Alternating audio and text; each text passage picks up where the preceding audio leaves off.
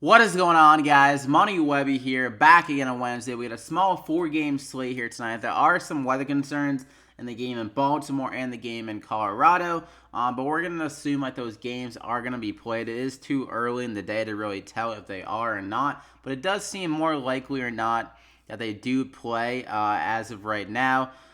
So definitely follow me on Twitter at MoneyWebby for any updates on these plays if like one of the games isn't played or anything like that, because I am going to be mentioning some guys in the Baltimore game.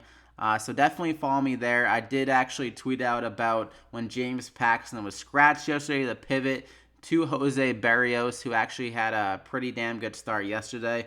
So I was glad with that result. But yeah, so definitely follow me there. But yeah, let's just get into it. I got my money six. Six of my favorite plays on the board. Drop a like, though, before we get into it. Let's try to get over 80 likes on this one. Thank you if we can hit that. Yeah, first pitcher, though, Tyler Skaggs at 10,200. Going against the White Sox. Really good matchup here against Chicago. They have been striking out a lot. And he's coming off a rough outing, actually, against the Houston lineup that is very good against lefties, and they don't really strike out that much. So he kind of struggled here, but it's going to be night and day difference going against this White Sox lineup. He does have a 24.8% K rate this season, so he's had some good strikeout stuff. And this White Sox lineup, they only have a 237 batting average against lefties and a 26% K rate against them. So Skaggs can definitely get up to around 7 Ks or so in this game. They're only implied 3.4 runs. So Vegas likes him a good amount. I think he's solid for 20 plus drafting points. One of the safer options on the board. So I'm going to go ahead and lock him in there as my SB1. And for my second pitcher, David Price at 9,500. He's been in better form the last two starts. Going 6 innings, only allowing 3 runs in both of those starts. Good for 24 and 25 drafting points. And he draws a great lineup to match up against in Baltimore for DraftKings' sake, because he can get some more Ks. They are very strikeout prone. And he's had some great BVP against his guys. He's seen them a ton. We're talking 253 plate appearances. And he's allowed them to only a 255 batting average and a 27% K rate. And he won for a complete game the first time out against his team with eight strikeouts, only allowed 2 runs. So a very good outing, his best outing of the year. So I think he's going to feel much more comfortable in this game compared to some of the other starts where he seems like he's a little bit lackluster on the mound, especially against the Yankees. But against Baltimore here, you know that you can get some more strikeouts, can be able to work through this lineup a lot easier. So, and actually he's at a higher strikeout rate against right-handed batters, and this lineup's going to be filled with a lot of righties. He has a 24% K rate against them, compared to only around a 22% against lefties. So David Price has good strikeout upside. I think he can get around 25 to 30 drafting points, honestly, if he's in his good form. Sometimes he's kind of out of it, but I expect him to be in the form this game against Baltimore. So I'm going to go ahead and lock him in there. So those are the two pitchers. You got Skaggs and David Price. Still got 37.87 remaining per player. Definitely doable because there is a lot of good value on this board. For my first guy, though, Elvis Andrus at 3,800 going against Edwin Jackson. This is the matchup where he has the power upside and he has a stolen base upside. And he's been killing it in the last 2 games. 27 and 16 drafting points. And he got a stolen base against Cleveland the game before. So double digits the last 3 outings. Like I mentioned, he has a speed-power combo against Edwin Jackson in his career. He's 3 for 9 with 2 stolen bases, and I think one of those was a double. So every 2 out of the 2 times he got a single, he was able to steal right after. And Edwin Jackson is very prone to allowing steals throughout his career. So I think Andrus, if he gets a single, can definitely get a stolen base, and he's already returning value at 3,800 if he gets that. And they're implied a lot of runs. Another game with great hitting conditions at 98 degrees. So I think they can get him a good amount of RBI opportunities. This guy can go for like 20 drafting points again here with how he can get it done in different categories. So I'm going to go ahead and lock him in there as my first guy. Then we're going to go with Joey Gallo. You can put him at first base or the outfield. This has tremendous power upside again in this matchup going against Jackson. Like I mentioned, Jackson, he does allow stolen bases, but another thing that he allows is a lot of home runs. So like in 2017, he allowed over 2 home runs per 9 to hitters.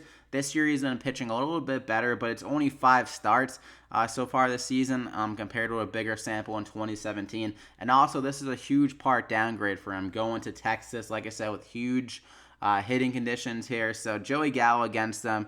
He is a 335 ISO in Texas, so tremendous power.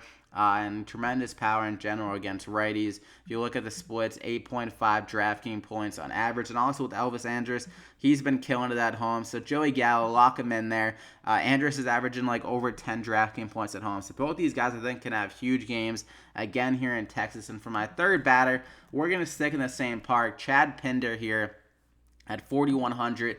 Going against the lefty. You always want to target this guy against lefties. Has tremendous power against them. Absolutely smokes the ball. And against Perez, you can't really ask for a better matchup. Perez, he's allowing 2.7 home runs per 9 to right-handed batters this season on a 48% hard hit rate to them. So the righty is absolutely smashing the ball. Pender, he's making a lefty is just like... He's having a field day against them with a 60% hard hit rate against them and a 200 ISO. So I think he can go deep off Perez in this game. Can definitely do it. Huge park upgrade. Oakland's absolutely killing the ball the last 2 games in Texas. And with another game with good hitting conditions against a bad pitcher, I think they can definitely do it. Pender at the top of that lineup. Great value. I'm going to go ahead and lock him in there. So that's your core 5. You got Skaggs, Price, Gallo, Pender, and Andrus. And for my value guy, mentioned him the other day, but Cole Calhoun at 3,600 again here. Back in that leadoff spot, they did face a lefty here yesterday, so wasn't able to get much going in that one. But I think he can have a similar outing, maybe even better to what he did for us the other night with 9 DraftKings points. He got a double and an RBI at the top of the lineup. And when he's been in that leadoff spot this season, small sample, only 11 games, but he's been much better with a 289 batting average and 6 home runs in only 11 games there in the leadoff spot. So he feels very comfortable there. And against James Shields, we know that he's prone to allowing home runs, especially to lefties. Last season, he's been much better this year, but it seems like he's trending back to his old ways. And that last start specifically didn't pitch very well. Cole Calhoun, though, a great matchup, like I said, in that leadoff spot. You can get 5 at-bats probably. They are implied 5 runs. So 5 at-bats for a guy in the leadoff spot against some bad pitchers. The bullpen isn't great for Chicago. Just a bad situation for them every single time out, it seems like. But Cole Calhoun at 3,600. I'm going to go ahead and lock him in there to round off the money 6. So great value throughout. I love this pitcher duo. They have great upside and great safety compared to the rest of the guys on the board.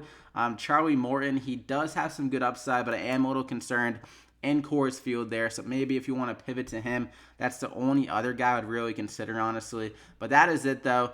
For Wednesday's slate, you got your money 6, a 4-game slate. Definitely keep an eye on that weather, though.